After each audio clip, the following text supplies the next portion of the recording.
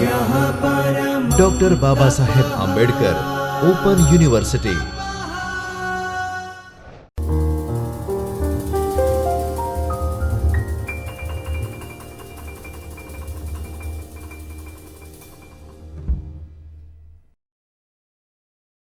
નમસ્કાર વિદ્યાર્થી મિત્રો, ડૉક્ટર બાબા સાહેબ આંબેડકર ઓપન યુનિવર્સિટીના ચૈતન્ય સ્ટુડિયોમાંથી હું Divya Darji, assistant professor, department of library and information science તરફથી આપ સર્વે વિદ્યાર્થીઓનું હાર્દિક સ્વાગત કરું છું. તો વિદ્યાર્થી મિત્રો, આજે આપણે એક નવો એકમ ભણવા જઈ રહ્યા છીએ, જે આપણું પેપર નંબર છે ML2104. તેમાં બ્લોક નંબર 3 અને એકમ નંબર 8 જે છે જાગૃતતા સેવાઓ, એલર્ટિંગ સર્વિસીસ. તો એ કઈ કઈ છે, એમાં શું આવે છે, એના વિશે આજે આપણે વાત કરીશું. તો સૌથી પહેલાં આપણા મનમાં સવાલ આવે છે કે જાગૃતતા સેવા એટલે શું, એલર્ટિંગ સર્વિસીસ એટલે શું, તેના વિશે આપણે જોઈએ. તો અહીંયા આપણને એક વસ્તુ દેખાઈ રહી છે. એલર્ટિંગ મતલબ કંઈક વસ્તુને નોટિફિકેશન આપવી. કે કેવી રીતે આપે, તો આપણે અલગ અલગ રીતે જ્યારે આપણે બેંકના અંદર કોઈ ટ્રાન્ઝેક્શન થયું હોય કે કોઈ ટ્રાન્ઝેક્શન રોકાઈ ગયું, તો આપણને કેવી રીતે મેસેજ આવે છે કે તમારું ટ્રાન્ઝેક્શન થઈ ગયું છે, કે તમારું ટ્રાન્ઝેક્શન નથી થયું, તમારું ટ્રાન્ઝેક્શન ફેલ થયું છે. તો આ બધી શું છે, એક એલર્ટ આપણને એક વસ્તુ માટે એલર્ટ કરે છે કે આ વસ્તુ થઈ ગઈ છે, કે આ વસ્તુ આવી છે. બરાબર, તમારા ખાતામાં જો પૈસા જમા થયા હોય તો આપણને કેવી રીતે મેસેજ આવે કે હા તમારા ખાતામાં પૈસા જમા થઈ ગયા છે. જો તમારી પુસ્તકની અવધિ પૂરી થઈ ગઈ હોય, કે તમે જે પુસ્તક ઇસ્યુ કરાયું હોય લાઇબ્રેરીમાંથી, એ તમારે એની ડેટ પૂરી થઈ ગઈ હોય તો પણ આપણને એક ઈમેલ થ્રુ કે પછી SMS થ્રુ આપણને એક જાણ કરવામાં આવે છે કે તમારી જે પુસ્તક તમે જે ઇસ્યુ કરાઈ છે તેને 15 દિવસનો જો હોય તો તમારે એ દિવસ એટલા દિવસ પૂરા થઈ રહ્યા છે. એ પ્રમાણે અલગ અલગ રીતે એલર્ટિંગ સર્વિસીસ હોય છે. પણ આપણે જે આજે એલર્ટિંગ સર્વિસીસ જોવા જઈ રહ્યા છીએ તે છે લાઇબ્રેરીના સંદર્ભમાં, કે લાઇબ્રેરીમાં એલર્ટિંગ સર્વિસીસ કઈ છે અને તે કેવી રીતે ઉપયોગી બને છે તેના વિશે માહિતી મેળવીએ. તો આપણી જે એલર્ટિંગ સર્વિસીસ છે તેમાં કઈ છે, તો એક તો છે CAS, કરંટ અવેરનેસ સર્વિસીસ, જેને આપણે ગુજરાતીમાં કહીએ છીએ અદ્યતન અવબોધન સેવા. બરાબર, હવે જે અદ્યતન અવબોધ સેવા જે છે આપણે જોઈ રહ્યા છીએ તે ઇંગ્લિશમાં કહેવાય છે કરંટ અવેરનેસ સર્વિસીસ. તો એનું જે નામ છે કરંટ અવેરનેસ સર્વિસીસ, તેના પરથી જ આપણને ખબર પડે છે કે તું શું કહેવા માંગે છે. કે કરંટ મતલબ વર્તમાનમાં જે ચાલતું હોય તે, અવેરનેસ મીન્સ જાગૃતતા, અને ત્યારબાદ છે સર્વિસીસ મતલબ સેવાઓ, તે જે છે અદ્યતન અવબોધન સેવા. તો તે કેવી હોય છે, તેમાં શું હોય છે તેના વિશે વાત કરીએ. તો સૌપ્રથમ જોઈએ કે જે CAS છે તેની જે SR રંગનાથનજી છે તેમને એની કેવી વ્યાખ્યા આપી છે તેના પરથી આપણે સમજીએ. તો રંગનાથનજીએ કહ્યું છે કે CAS એ દસ્તાવેજીકરણ સામાયિક તરીકે વ્યાખ્યાયિત કરતું હતું, જેમાં આવરી લેવાયેલ સમયગાળા દરમિયાન દેખાતા દસ્તાવેજોની સૂચિ હતી અને કોઈ ચોક્કસ વાચક અથવા તપાસ હેઠળના ચોક્કસ વિષયની જરૂરિયાતો અનુરૂપ પસંદ કર્યા વિના. એટલે જે CAS જે છે એ બધા ઉપયોગકર્તાને જરૂરી કામ લાગી શકે તેવી છે, કારણ કે તે કોઈ સ્પેસિફિક એક સબ્જેક્ટ પર કામ નથી થતું. બરાબર, હવે આપણે જોઈએ કે CAS જે કરંટ અવેરનેસ સર્વિસ છે તેના કોમ્પોનેન્ટ્સ મતલબ કયા અવયવો કે કયા પ્રકારથી એ કાર્ય કરે છે તે. તો સર્વપ્રથમ એનો જે કોમ્પોનેન્ટ છે તે છે ડેટાબેઝ. ડેટાબેઝ મતલબ કે જે માહિતી જે દસ્તાવેજો છે તે શું થાય છે, કલેક્ટ થાય છે, તો એવા ડેટાબેઝ આવે છે. ત્યારબાદ આવે છે યુઝર ઇન્ટરેસ્ટ પ્રોફાઇલ, કે જે યુઝર છે, જે આપણી લાઇબ્રેરીમાં CASના આપણે જે કરંટ અવેરનેસ સર્વિસ આપણે પૂરી પાડીએ છીએ તેના જે યુઝર્સ છે તો એ છે કે યુઝર ઇન્ટરેસ્ટ પ્રોફાઇલ, કે જે આપણા યુઝર્સ છે લાઇબ્રેરીમાં તેમને કયા વિષયમાં ઇન્ટરેસ્ટ છે, તો તેમની એક પ્રોફાઇલ બને છે. અને એ પ્રોફાઇલ થ્રુ કે પ્રોફાઇલ દ્વારા આપણને ખબર પડે છે કે આપણા જે યુઝર્સ છે એમની માંગ શું છે અને આપણે કેવી રીતે એમના સુધી દસ્તાવેજ પહોંચાડવા જોઈએ. ત્યારબાદ છે નોટિફિકેશન. તો CASમાં કેવું હોય છે કે જ્યારે પણ કંઈક નવું કરંટ વસ્તુ આવેલી હોય છે તો જે આપણા CAS યુઝર્સ હોય છે તેમને નોટિફિકેશન થ્રુ આપણે એમને જે વસ્તુ જે હોય, જે કરંટ વસ્તુ હોય, જે કરંટ ન્યૂઝ હોય, જે કરંટ માહિતી હોય એ આપણે એમને આપતા હોઈએ છીએ. ત્યારબાદ છે ફીડબેક. તો ફીડબેક કેવી રીતે કે આપણે જે ડોક્યુમેન્ટેશન કે આપણે જે કરંટ માહિતી આપણા યુઝરને આપી છે તો તે કેવી છે, તે તેમને ગમી છે કે નથી ગમી, તો તેના જે ફીડબેક હોય છે તેમાં કંઈ વધારે સુધારો લાવવાની જરૂર હોય વગેરે, તો એ લોકો ફીડબેક આપે છે. પછી છે ડોક્યુમેન્ટ ડિલિવરી કે જે આપણી સીએસના આપણી જે માહિતી, જે કરંટ માહિતી આવી એની આપણે નોટિફિકેશન મોકલી, તો જે આપણા યુઝર છે તેને ગમી હોય તો પછી આપણે ડોક્યુમેન્ટ ડિલિવરી એટલે આપણે એને મોકલાઈએ છીએ. ત્યારબાદ આપણે જોઈએ કે સીએસના હેતુઓ શું છે, ઓબ્જેક્ટિવ ઓફ સીએસ.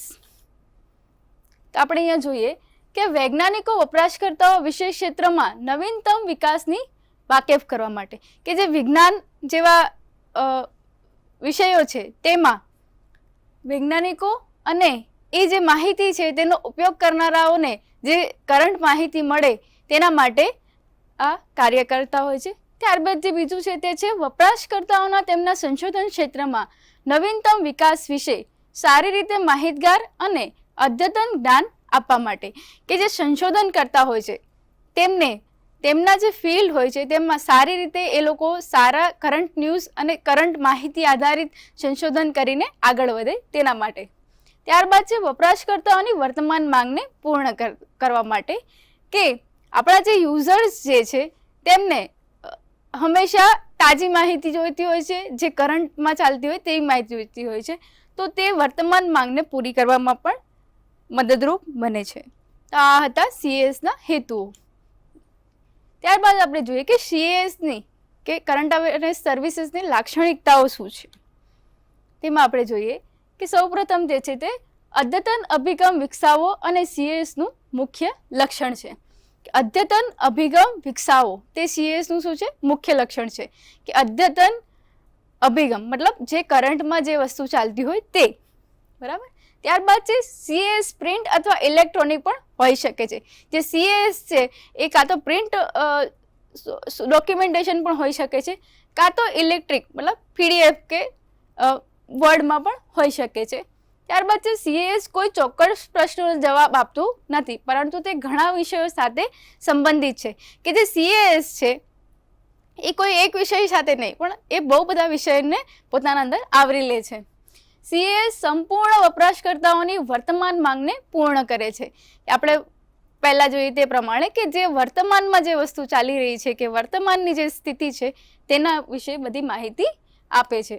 ત્યારબાદ છે તે એક જાહેરાત પદ્ધતિ છે કે તેના દ્વારા લોકોને જાણકારી મળતી રહેતી હોય છે.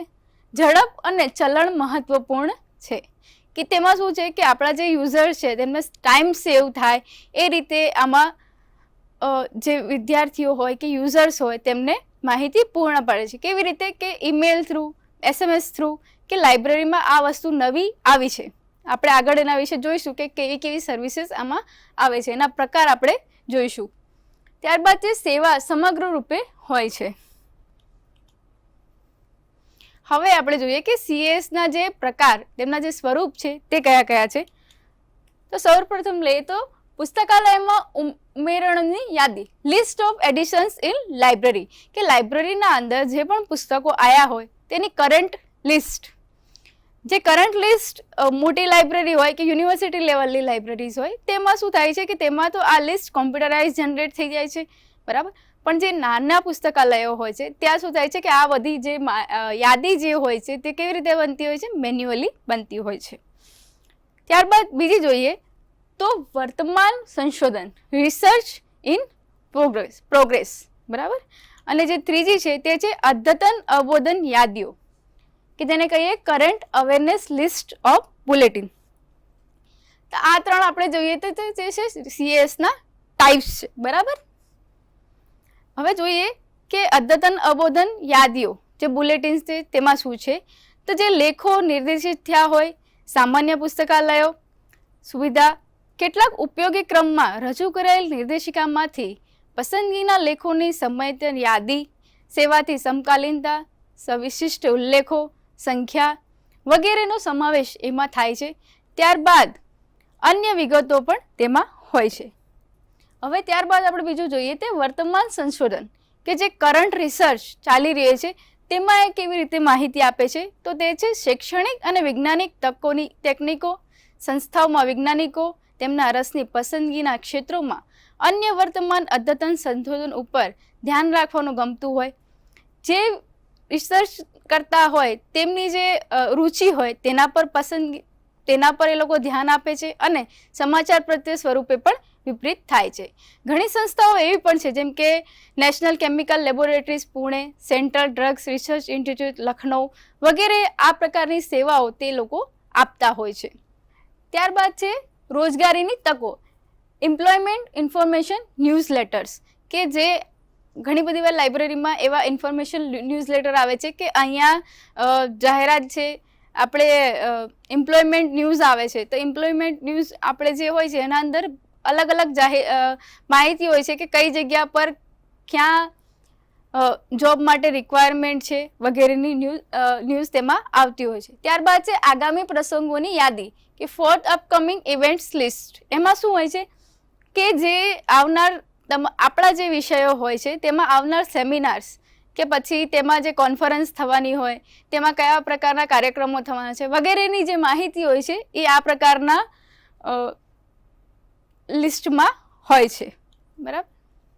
ત્યારબાદ જે છે તે CASના વિનિયોગ માટે કેટલાક સોફ્ટવેર પેકેજીસના નામ છે અને જે વેન્ડર્સ છે જે આ સોફ્ટવેર પૂરા પાડે છે તેમના નામ છે.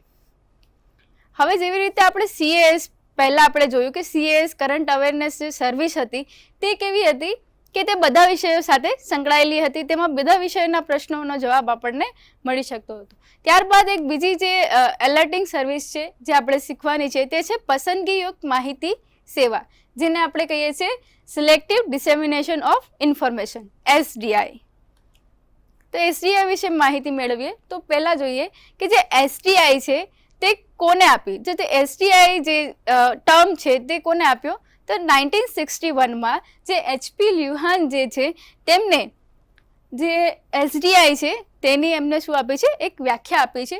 તો તેની વ્યાખ્યા કેવા પ્રકાર આપી છે કે પસંદગીયુક્ત માહિતી સેવા એ સંસ્થામાં એવી સેવા છે જે કોઈ પણ સ્ત્રોતમાંથી માહિતીની નવી બાબતના યંત્ર આધારિત નવીનતમ માહિતી સાથે સંબંધ ધરાવે છે, જ્યાં અદ્યતન કાર્ય અથવા રસના સંબંધમાં ઉપયોગી સંભવિતતા ઊંચી હોય છે. એવી જ રીતે એક બીજા જે છે એમને પણ SDIની વ્યાખ્યા આપી છે. તે SDIની વ્યાખ્યા કેવા પ્રકારની છે તે જોઈએ તો તે છે એડમાન્ડ વિવિંગ. એમની વ્યાખ્યા કયા પ્રકારની છે કે તે ગ્રાહક વર્ગને નિયમિત ધોરણે વિનંતી કરાયેલ ખાસ પ્રકારની માહિતી સેવા પૂરી પાડવા પર પ્રવૃત્તિ પર ભાર મૂકે છે. બરાબર. તો જે આપણે પહેલાં જોયું કે CAS કોને આપ્યું છે 1961માં HP લ્યુહાને. બરાબર. એમની આપણે વ્યાખ્યા જોઈ. હવે જે આનું નામ છે એના પરથી પણ આપણે ખબર પડતી હોય છે કે સિલેક્ટિવ ડિસેમિનેશન ઓફ ઇન્ફોર્મેશન કે પસંદગીયુક્ત માહિતી સેવા.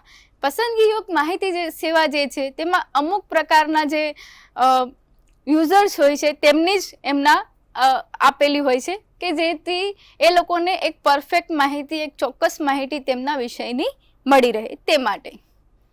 ત્યારબાદ આપણે જોઈએ કે SDIની પ્રક્રિયા કે તેના લક્ષણો, ઘટકો કયા કયા છે. બરાબર. તેમાં સૌ પ્રથમ આપણે જોઈએ જે SDIની પ્રક્રિયા છે તે કેવી છે એ આપણે જાણકારી મેળવીએ છીએ હમણાં. તો ઉપયોગકર્તાની પ્રોફાઇલ, યુઝર્સ પ્રોફાઇલ. બરાબર. યુઝર્સ પ્રોફાઇલમાં શું હોય છે કે જે SDIના જે યુઝર્સ હોય છે લાઇબ્રેરીના એ તો એ યુઝર્સના નામ, તેમના એડ્રેસ, તેમની માહિતી, તેમના ફોન નંબર, ઈમેલ વગેરેની માહિતી કે તેમનો કયો વિષયમાં ઇન્ટરેસ્ટ છે, કયો વિષય એમને પસંદ છે, કયા વિષયની એમને કરંટ માહિતી જોઈએ છે વગેરેની માહિતી એ બધી શેમાં હોય છે યુઝર પ્રોફાઇલમાં, જે ઉપયોગકર્તાની પ્રોફાઇલ હોય તેમાં. ત્યારબાદ બીજું જે છે તે છે માહિતી સંગ્રહ, ડેટાબેઝિસ. ડેટાબેઝ CASમાં પણ હતું, ડેટાબેઝ અહીંયા SDIમાં પણ છે કે ડેટાબેઝ મતલબ માહિતીનો સંગ્રહ, જે કરંટ માહિતી આવી હોય તેનો એક સંગ્રહ. ત્યારબાદ આપણે જોઈએ કે SDI જે છે એની ક્રિયા, જેની જે પ્રક્રિયા છે તેમાં બીજો કયો ત્રીજો જે મહત્વનો ઘટક છે તે કયો છે કમ્પ્યુટર હાર્ડવેર નેટવર્ક્સ, કે જ્યારે આપણે કોઈ પણ નવી ઓટોમેશન કરવા જતા હોય લાઇબ્રેરીમાં, ત્યારે આપણે શેની જરૂર પડશે? એક સારા સોફ્ટવેર અને એક સારા હાર્ડવેરની આપણને જરૂરિયાત પડતી હોય છે. ત્યારબાદ છે સોફ્ટવેર, બરાબર, અને ત્યારબાદ લાસ્ટમાં છે ઉપયોગીકાર સંગમ બિંદુ, યુઝર્સ ઇન્ટરફેસ, કે જે આપણા લાઇબ્રેરીના યુઝર્સ છે તેમને જે આ SGI સર્વિસ છે તો તેનાથી કેવું એમને ઇન્ટરફેસ મળી રહ્યા છે તે. ત્યારબાદ આપણે એક અહીંયા ફ્લો ચાર્ટ બતાવવામાં આવ્યો છે કે SGIનું જે ક્રિયાત્મક આલેખ છે કે SGI કેવી રીતે કાર્ય કરે છે.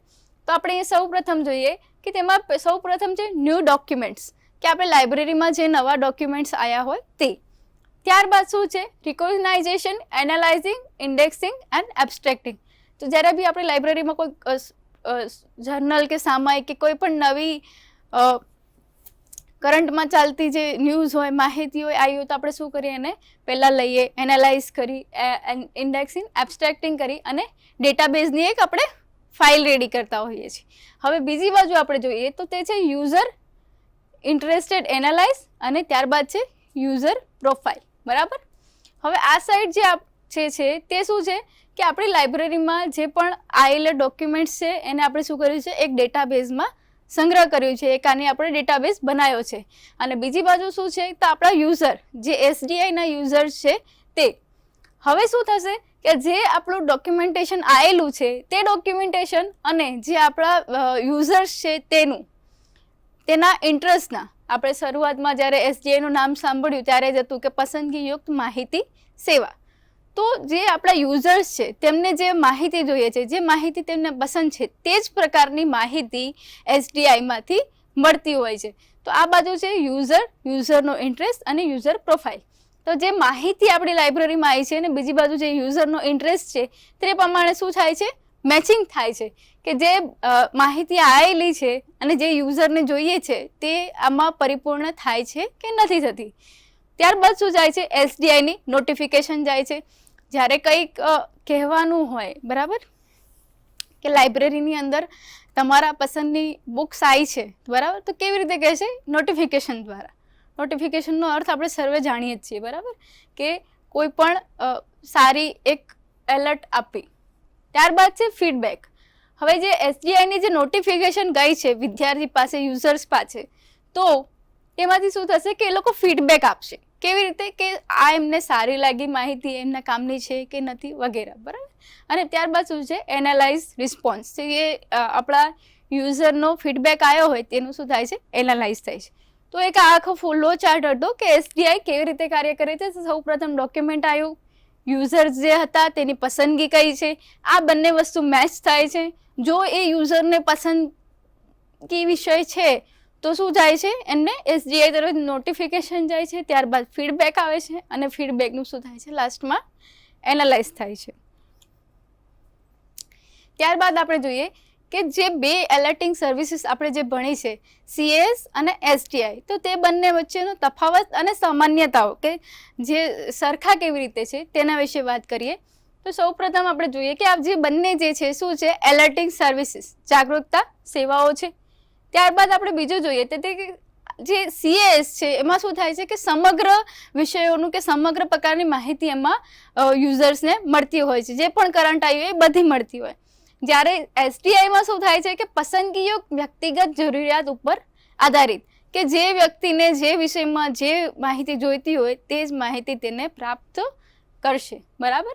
ત્યારબાદ જે ત્રીજું છે તે છે નિગમન. મોટાભાગના વાંગ્મય માહિતીનો સમાવેશ થાય છે. તેમાં શું થાય છે કે વાંગ્મય સૂચિઓનો સમાવેશ થાય છે. ત્યારે આપણે STIમાં સામે જોઈએ તો ઘણીવાર સંક્ષેપીકરણનો પણ સમાવેશ થતો હોય છે. ત્યારબાદ ચોથું જે છે તે જોઈએ તે સ્થાનિક સ્ત્રોતો સુધી મર્યાદિત નથી. જે CAS છે તે બહુ મોટા વ્યાપ સાથે હોય છે, કોઈ એક વિષય સાથે સંકળાયેલું હોતું નથી, કે કોઈ એક વિષયની માહિતી પહોંચાડતું નથી.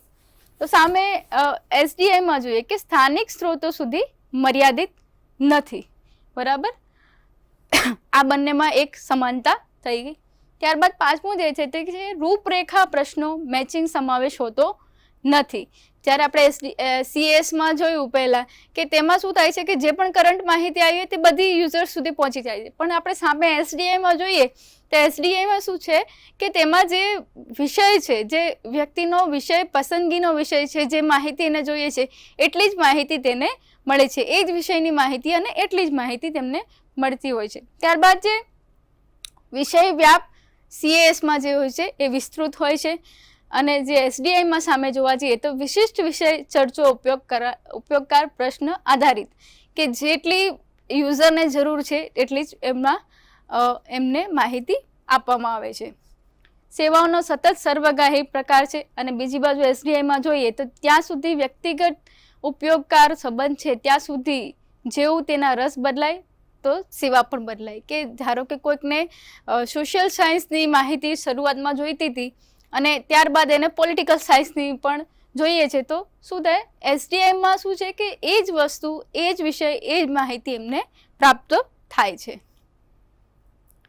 આપણે બે એલર્ટિંગ સર્વિસીસ જોઈ, CAS અને SDI, current awareness services and selective dissemination of information. ત્યારબાદ એક ત્રીજી જે છે તે છે વિજાણુકીય કતરણ સેવા, ECS, ઇલેક્ટ્રોનિક ક્લિપિંગ સર્વિસીસ.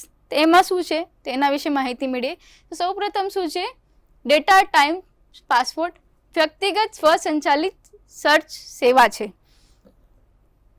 તો જે આ સેવા છે તેમાં શું કહે છે કે આ સેવા કેવી છે કે તેના નામ પરથી પ્રસ્તુત થાય છે. પ્રશ્નની રૂપરેખા પાસપોર્ટ માટે જટિલ અને નિર્ણય હોવાના કારણે પ્રશ્નો ગ્રાહક પાસપોર્ટ પ્રતિનિધિ સુધી પહોંચી જશે છે. આ સેવા લગભગ 100 વર્તમાન પત્રો, પ્રસારણો, વાયર સેવાઓ વગેરેને આવરી લે છે, મુદ્દાઓને આવરે છે, અને સમાચાર પત્રોને છેલ્લા 7 દિવસ માટે પણ તે આવરી રાખે છે. બરાબર. આથી તે 7 દિવસ કરતાં વધારે સમય હોય તો અગત્યના સમાચાર ચૂકી જવાની શક્યતા હોય છે. વિતરણ, ફેક્સ, ઈમેલ દ્વારા પણ તે લોકો શું કરે છે, એ સર્વિસીસ પૂરી પાડે છે. ત્યારબાદ આપણે બીજી જોઈએ તો તે છે ન્યૂઝનેટ ન્યૂઝ ફ્લેશ. બરાબર. તેમાં શું હોય છે તેની આપણે માહિતી મેળવીએ. તો જે ન્યૂઝનેટ ન્યૂઝ ફ્લેશ, આપણે જે આનું નામ વાંચીએ ત્યાંથી જ આપણને ખબર પડતી હોય કે માહિતી સંગ્રહ ઉત્પાદકો જેવા કે TRW વગેરેમાંથી ઉદ્યોગ ન્યૂઝલેટર આવરી લેવાય છે. વિવિધ ઉપયોગી ન્યૂઝ ફ્લેશ આ પ્રમાણે છે કે ક્રિયાશીલ અને શેષ હોય છે. નિગમન માટે આપવા તારીખ, શીર્ષક, ચાવીરૂપ શબ્દો વગેરેનું પણ તેમાં સમાવેશ થાય છે. વર્તમાન પ્રશ્નો કે જે પણ વર્તમાન સમયના ન્યૂઝ હોય તેની પણ એમાં આવરી લેવામાં આવે છે. ત્યારબાદ આપણે ત્રીજું જોઈએ કે ISI જાગૃતતા સેવાઓ, કે જે શું છે, પ્રોફાઇલ આધારિત જાગૃતતા સેવા છે. બરાબર. આપણે જે શરૂઆતમાં જોઈ એના સિવાય હમણાં જે આપણે જોઈ રહ્યા છીએ તે અલગ એક એલર્ટિંગ સર્વિસ જે છે ઇલેક્ટ્રોનિક ક્લિપિંગ સર્વિસ. બરાબર. તો તેમાં જે ત્રીજી છે ISI જાગૃતતા સેવા, તેમાં શું છે કે આ સેવામાં અદ્વિતીય વેબ આધારિત જાગૃતતા સેવાઓ વ્યક્તિઓ માટે તથા સમગ્ર સંસ્થાઓની જરૂરિયાત માટે પણ ઉપયોગમાં લેવાય છે. પ્રોફાઇલો 9000 સુધીની સામાયિક માહિતીનો પણ સંગ્રહ તેમાં રાખે છે. સામાયિકો, પુસ્તકો, પરિષદો વગેરેની સુધારેલી પ્રોફાઇલ આધારિત જાગૃતતા સેવા તે લોકો પૂરી પાડતા હોય છે. વાંગ્મય સૂચિક માહિતી પૂર્ણ કરતી મુદ્રિત સેવા વગેરે તે લોકો આપે છે. Journals, copyrights alert. બરાબર. આ બધી વસ્તુઓ શેમાં આવરી લેવામાં આવી છે, ISI જાગૃતતા સેવાઓમાં. તો વિદ્યાર્થી મિત્રો, આજે આપણું જે પેપર નંબર ML2 104 અને એમાં જે આપણો બ્લોક હતો, બ્લોક નંબર 3, તેમાં એકમ નંબર 8 જાગૃતતા સેવાઓ, એલર્ટિંગ સર્વિસીસ, તેમાં આપણે જે એલર્ટિંગ સર્વિસીસ જોઈ તે હતી CAS, SDI અને ECS, ઇલેક્ટ્રોનિક ક્લિપિંગ સર્વિસીસ. બરાબર. તો વિદ્યાર્થી મિત્રો, આજ માટે આટલું જ. હવે ફરીવાર આપણે નવા લેક્ચરમાં મળીશું નવા વિષય સાથે. નમસ્કાર. Thank you.